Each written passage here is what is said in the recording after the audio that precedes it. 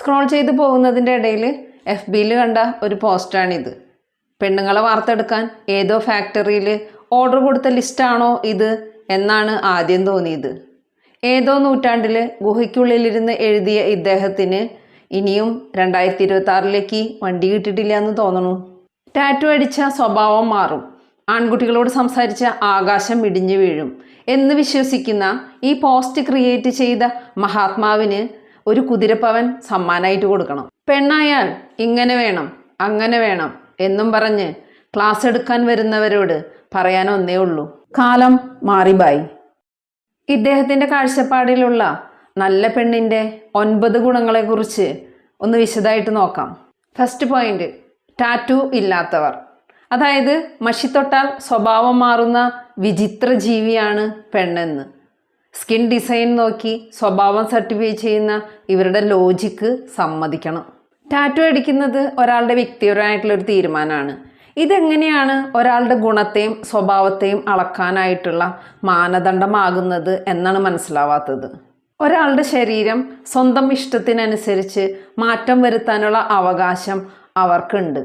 Tattoo ഉള്ളവൾ ചീത്തയാണെന്നും tattoo ഇല്ലാത്തവൾ നല്ലവളാണെന്നും എന്ന് പറയുന്ന ഈ മഹാത്മാവിന് വിവരക്കേടിനുള്ള അവാർഡ് കൊടുത്ത് ആദരിക്കണം എന്നാണ് എൻ്റെ ഒരു ഇത്. ഒരു വ്യക്തിയുടെ ഗുണങ്ങൾ അവരുടെ മനസ്സിൻ്റെ നന്മ, സത്യസന്ധത, കരുണ എന്നിവയിലാണ്, അല്ലാതെ പുറമോടികളിലല്ല. സെക്കൻഡ് പോയിന്റ്, പാചകം ഇഷ്ടപ്പെടുന്നവർ. വിശന്ന ആർക്ക് വേണമെങ്കിലും ഭക്ഷണം പാചകം ചെയ്യാം. അതിനിപ്പോൾ സ്ത്രീ ആവണമെന്ന് നിർബന്ധമൊന്നുമില്ല. പണ്ട് കാലത്ത് സ്ത്രീകളെ തളച്ചിട്ടിരുന്നൊരു സ്ഥലമാണ് അടുക്കള. പാചകം ഇഷ്ടപ്പെടുന്നവളാണ് നല്ലൊരു സ്ത്രീ എന്ന് പറയുന്നതും വീടിന് പുറത്തിറങ്ങി നീ ഒന്നും ചെയ്യണ്ട എന്ന് പറയുന്നതും രണ്ടും ഒന്ന് തന്നെയാണ്. പാചകം ഒരു സ്കില്ലാണ്. അത് പെണ്ണിൻ്റെ മാത്രം ഗുണമോ ചുമതലയോ അല്ല. വിശപ്പ് മാറ്റാൻ ആരായാലും അറിഞ്ഞിരിക്കേണ്ട അടിസ്ഥാന കാര്യം. നല്ലൊരു സ്ത്രീ ആവണമെങ്കിൽ പാചകം ഇഷ്ടപ്പെട്ടേ മതിയാവൂ എന്ന് പറയുന്നത് ഈ പറഞ്ഞ ആൾക്ക് മുടങ്ങാതെ 3 നേരം ഫുഡ് കിട്ടാനായിട്ട് അദ്ദേഹം കണ്ടെത്തിയ ഒരു ഐഡിയയാണ്. പാചകം ഒരു നല്ല ശീലമാണ്, പക്ഷേ അത് സ്ത്രീയുടെ മാത്രം ബാധ്യതയല്ല. തേർഡ് പോയിന്റ്, കുട്ടികളെ സ്നേഹിക്കുന്നവർ.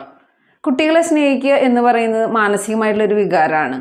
അത് സ്ത്രീയിൽ നിർബന്ധമായിട്ടും ഉണ്ടാവേണ്ട ഒരു ഗുണമാണ് എന്ന് എടുത്തു പറയേണ്ട ആവശ്യമില്ല.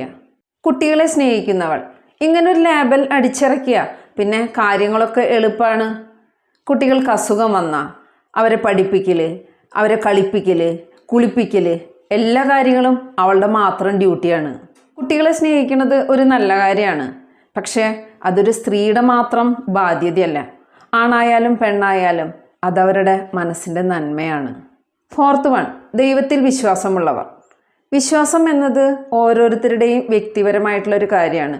പക്ഷേ ഇതിനെ എന്തിനാണ് ഒരു ക്വാളിറ്റി കൺട്രോളായിട്ട് കാണുന്നത് എന്നാണ് മനസ്സിലാവാത്തത്. ഒരു പക്ഷേ വിശ്വാസമുള്ള ഒരു പെണ്ണിനെ നിയന്ത്രിക്കാൻ എളുപ്പമാണ് എന്നൊരു ധാരണ ഇവർക്കുണ്ടാവും. ഇത് പാപമാണ്, ഇത് ദോഷമാണ്, ഇങ്ങനെയൊന്നും ചെയ്യരുത് എന്നും പറഞ്ഞ് ഒരു സ്ത്രീയുടെ ചിന്താഗതികളെയും തീരുമാനങ്ങളെയും വരുതിയിലാക്കാം എന്നായിരിക്കും ഇവരുദ്ദേശിച്ചത്. ഒരാൾ ദൈവത്തിൽ വിശ്വസിക്കണോ വേണ്ടയോ എന്നത് തികച്ചും അവരുടെ വ്യക്തിപരമായിട്ടുള്ള കാര്യം മാത്രമാണ്. വിശ്വാസമുള്ളവരെല്ലാം നല്ലവരാണ്, വിശ്വാസമില്ലാത്തവരെല്ലാം ചീത്തയാണ് എന്ന് പറയാനുള്ള റൈറ്റ്സ് ഒന്നും ഇവിടെ ആർക്കുമില്ല. നല്ലൊരു മനുഷ്യനാവാൻ ആദ്യം വേണ്ടത് നമ്മുടെ ചുറ്റുമുള്ള ജീവികളോട് നമ്മൾ കാണിക്കുന്ന കരുണയും നീതിബോധവുമാണ്. അല്ലാതെ ദിവസവും അമ്പലത്തിലും പള്ളിയിലും കയറി ഇറങ്ങിയത് കൊണ്ട് ഒരാളും നല്ലവരാവാൻ പോണില്ല. ദൈവത്തിൽ വിശ്വസിച്ചാലും ഇല്ലെങ്കിലും സ്വന്തമായി നിലപാടും അന്തസ്സും ഉള്ളവൾ കരുത്തുള്ളവളാണ്. വിശ്വാസം ഒരു വസ്ത്രം പോലെയാണ്. അത് ധരിക്കണോ വേണ്ടയോ എന്ന് തീരുമാനിക്കുന്നത് അവരവർ തന്നെയാണ്, അല്ലാതെ അതൊരു ക്വാളിറ്റി സർട്ടിഫിക്കറ്റ് അല്ല. അഞ്ചാമത്തെ പോയിന്റ്, ആൺസുഹൃത്തുക്കൾ ഉണ്ടാവരുത്. Super hit item. എനിക്ക് ഏറ്റവും കോമഡി ആയിട്ട് തോന്നിയത് ഈ ഒരു പോയിൻ്റാണ്. ആൺകുട്ടികൾ എന്താ വല്ല അന്യഗ്രഹ ജീവികളാണോ? അല്ല, അവരോട് സംസാരിക്കുന്നത് എന്തോ ഒരു മഹാപരാധം പോലെ ആയിട്ടാണ് തോന്നണത്. ആവണമെങ്കിൽ ആൺസുഹൃത്തുക്കൾ ഉണ്ടാവരുത് എന്ന് പറഞ്ഞ ഈ വ്യക്തിക്ക് കാര്യമായിട്ട് എന്തോ അസുഖമുണ്ട്. സൗഹൃദം എന്ന് പറയുന്നത് 2 വ്യക്തികൾ തമ്മിലുള്ള അടുപ്പാണ്. ആണായാലും പെണ്ണായാലും കോളേജിലും സ്കൂളിലും ജോലി സ്ഥലത്തും ഒക്കെ സഹകരിച്ച് പ്രവർത്തിക്കേണ്ട സന്ദർഭങ്ങളുണ്ടാവും. ആ സമയത്ത് നല്ലവൾ എന്ന ലേബൽ കിട്ടാൻ വേണ്ടി കണ്ണും പൂട്ടി ഇരിക്കണം എന്ന് ചിന്തിക്കുന്നത് ഒരുമാതിരി വൃത്തികെട്ട ചിന്താഗതിയാണ്. ആൺസുഹൃത്തുക്കൾ ഉള്ളതുകൊണ്ട് ഒരാളുടെ സ്വഭാവത്തിന് ഒരു പോറൽ പോലും ഏൽക്കില്ല. യഥാർത്ഥ സൗഹൃദത്തിന് അറിയാം കൃത്യമായ അതിർവരമ്പുകൾ നിശ്ചയിക്കാൻ. ഒരു പെണ്ണിൻ്റെ സ്വഭാവം തീരുമാനിക്കുന്നത് അവളുടെ ധൈര്യവും ആത്മവിശ്വാസമാണ്. ആൺസുഹൃത്തുക്കൾ കൂടെയുണ്ട് എന്ന് കരുതി അവൾക്കൊരു കുഴപ്പവും സംഭവിക്കില്ല. പക്ഷേ ഇങ്ങനെയുള്ള ചിന്താഗതിക്കാർ അവളുടെ ജീവിതത്തിലുണ്ടെങ്കിൽ അതാണ് അവളുടെ ഏറ്റവും വലിയ പ്രശ്നം. സൗഹൃദങ്ങൾ തിരഞ്ഞെടുക്കേണ്ടത് ജെൻഡർ നോക്കിയല്ല. ആൺസുഹൃത്തുക്കൾ പാടില്ല എന്ന് പറയുന്നവൻ്റെ മനസ്സാണ് ഏറ്റവും വൃത്തികെട്ടത്. 6ാമത്തെ പോയിന്റ്, മാന്യമായ വസ്ത്രധാരണം, ശരീരം മറയ്ക്കുന്ന രീതിയിൽ. ഇദ്ദേഹത്തെ കണ്ടിരുന്നെങ്കിൽ ഒന്ന് ചോദിക്കായിരുന്നു, വസ്ത്രം കൊണ്ട് മാന്യത അളക്കുന്ന സ്കെയിൽ ഇദ്ദേഹത്തിന് എവിടുന്ന് കിട്ടി എന്ന്.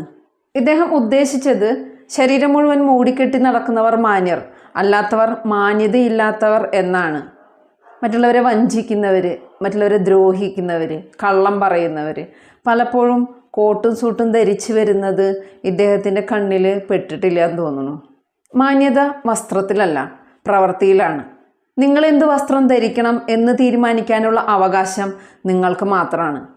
ഇതാണ് മാന്യത, ഇത് മാന്യതയല്ല എന്നും പറഞ്ഞ് ക്ലാസ് എടുക്കാൻ വരുന്നവൻ്റെ ബുദ്ധി ഒന്ന് പരിശോധിക്കുന്നത് നല്ലതാ. താൻ എന്ത് ധരിക്കണം എന്ന് തീരുമാനിക്കാനുള്ള അധികാരം ഒരു പെണ്ണിനുണ്ട്. പാർട്ടിക്ക് പോകുമ്പോൾ ധരിക്കുന്ന വേഷമല്ല ജോലിക്ക് പോകുമ്പോൾ ധരിക്കുന്നത്. മാന്യമായ വസ്ത്രധാരണം എന്ന് പറയുന്നത് ഒരാളുടെ സ്വഭാവത്തിൻ്റെ അളവുകോലല്ല. നേരെ മറിച്ച് ഒരു സ്ത്രീയെ നോക്കുന്നവൻ്റെ കണ്ണിലെ മാന്യതയാണ് പ്രധാനം.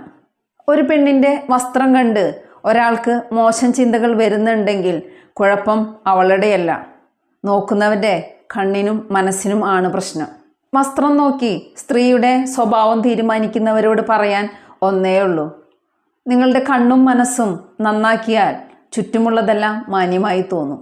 7ാമത്തെ പോയിന്റ്, പ്രൈവറ്റായ സോഷ്യൽ മീഡിയ അക്കൗണ്ട് ഉള്ളവർ. അക്കൗണ്ട് പ്രൈവറ്റാക്കി വെക്കുന്നവർ നല്ലവർ എന്ന് പറയുമ്പോൾ അതിനർത്ഥം പബ്ലിക്കാക്കുന്നവർ മോശം ആൾക്കാരാണ് എന്ന് തന്നെയാണ്.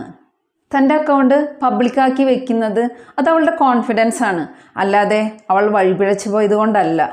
അക്കൗണ്ട് പ്രൈവറ്റാക്കി വെച്ചിട്ട് തോന്നിയാസങ്ങൾ കാണിക്കുന്നവരുണ്ട്, അക്കൗണ്ട് പബ്ലിക്കാക്കി വെച്ചിട്ട് മാന്യമായി ഇടപഴകുന്നവരുണ്ട്. അതുകൊണ്ട് അക്കൗണ്ടിൻ്റെ പ്രൈവസി സെറ്റിങ്സ് നോക്കി ഒരാളുടെ സ്വഭാവം അളക്കുന്നത് ലോകമണ്ടത്തരാണെന്ന് പറയാനേ പറ്റൂ. സ്ത്രീകൾ എപ്പോഴും 4 ചുവരുകൾക്കുള്ളിൽ ഒളിച്ചിരിക്കണം, ലോകം അവരെ കാണരുത് എന്ന അന്തപുര ചിന്താഗതിയുടെ ഡിജിറ്റൽ വേർഷൻ അത്ര തന്നെ.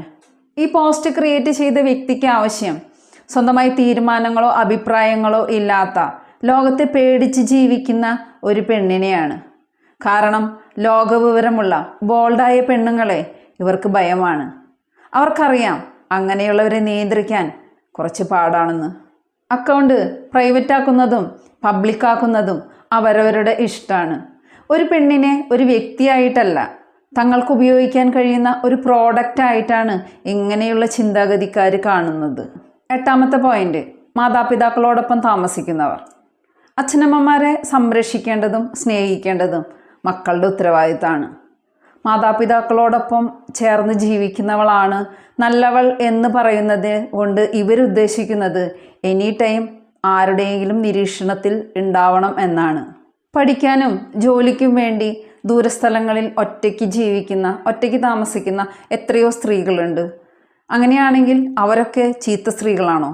സ്വന്തം കാലിൽ നിൽക്കാൻ വേണ്ടി ഒറ്റയ്ക്ക് ഫ്ലാറ്റിലോ ഹോസ്റ്റലിലോ താമസിക്കുന്ന ഒരു പെണ്ണിന് കിട്ടുന്ന ആത്മവിശ്വാസം ഈ ലിസ്റ്റ് എഴുതിയവന് സ്വപ്നത്തിൽ പോലും ചിന്തിക്കാൻ കഴിയില്ല. ഒറ്റയ്ക്ക് താമസിക്കുന്ന പെണ്ണ് ഉടനെ വഴിതെറ്റും എന്നൊരു ചിന്താഗതി നിങ്ങൾക്കുണ്ടെങ്കിൽ കുഴപ്പം അവളുടെയല്ല, നിങ്ങളുടെ മനസ്സിൻ്റെയാണ്. അച്ഛൻ്റെയും അമ്മയുടെയും കൂടെ താമസിച്ച് കള്ളത്തരം ചെയ്യുന്നവരുണ്ട്, ഒറ്റയ്ക്ക് താമസിച്ച് അന്തസ്സായി ജോലി ചെയ്യുന്നവരുണ്ട്. ഒറ്റയ്ക്ക് താമസിക്കുന്ന ഒരു പെണ്ണിന് സ്വന്തമായി തീരുമാനങ്ങൾ എടുക്കാൻ അറിയാം, അവൾക്ക് ലോകപരിചയം കൂടുതലാവും. ഇങ്ങനെയുള്ള ഒരുവളെ അത്ര പെട്ടെന്ന് അടിമയാക്കാൻ പറ്റില്ല എന്നിവർക്കറിയാം. അതുകൊണ്ടാണ് വീടിൻ്റെ 4 ചുവരുകൾക്കുള്ളിൽ ഒതുങ്ങിയിരിക്കുന്നവൾ നല്ലവളായി മാറിയത് ഇവർക്ക്. മാതാപിതാക്കളെ നോക്കുന്നത് ഉത്തരവാദിത്തമാണ്, അല്ലാതെ അതൊരു ക്വാളിറ്റി കൺട്രോൾ ടെസ്റ്റ് അല്ല. സ്വപ്നങ്ങൾക്ക് വേണ്ടി പുറത്തിറങ്ങുന്നവളും ഒറ്റയ്ക്ക് പോരാടുന്നവളുമാണ് യഥാർത്ഥ കരുത്തുള്ള പെണ്ണ്. എവിടെ താമസിക്കുന്നു എന്നതിലല്ല കാര്യം, എങ്ങനെ ജീവിക്കുന്നു എന്നതാണ് കാര്യം. 9ാമത്തെ പോയിന്റ്, സാഹചര്യങ്ങളെയും കാര്യങ്ങളെയും മനസ്സിലാക്കുന്നവർ. സത്യത്തിൽ ഈ 9 പോയിന്റിൽ ഈ ഒരു പോയിന്റ് മാത്രമാണ് മാന്യമായിട്ടുള്ള ഒരു പോയിന്റ്. സാധാരണഗതിയിൽ ഇതൊരു നല്ല ഗുണമാണ്. പക്ഷേ ഈ ലിസ്റ്റ് ഇട്ടവൻ ഉദ്ദേശിച്ചത് എന്തന്യായം ഉണ്ടായാലും സഹിക്കണം എന്നായിരിക്കും. ഭർത്താവ് ചീത്ത പറഞ്ഞാലും വീട്ടുകാർ പീഡിപ്പിച്ചാലും സാഹചര്യം മനസ്സിലാക്കി അങ്ങ് അഡ്ജസ്റ്റ് ചെയ്തോണം എന്നൊരു പരോക്ഷമായൊരു ഭീഷണി ഇതിലുണ്ട്. കാര്യങ്ങൾ മനസ്സിലാക്കുക എന്ന് പറഞ്ഞാൽ അതിൻ്റെ അർത്ഥം സ്വന്തം വ്യക്തിത്വം പണയം വയ്ക്കുക എന്നല്ല. ഒരു തെറ്റ് കണ്ടാൽ അതിനെ സാഹചര്യത്തിൻ്റെ പേരും പറഞ്ഞ് ചോദ്യം ചെയ്യാതെ ഇരിക്കുന്നത് ഗുണമല്ല, ഭീരുത്വമാണ്. എപ്പോഴും സ്ത്രീ മാത്രം സാഹചര്യം മനസ്സിലാക്കി നടക്കണം. അതെന്താ, ഈ പറഞ്ഞ സാഹചര്യം പുരുഷന് മനസ്സിലാക്കിക്കൂടെ?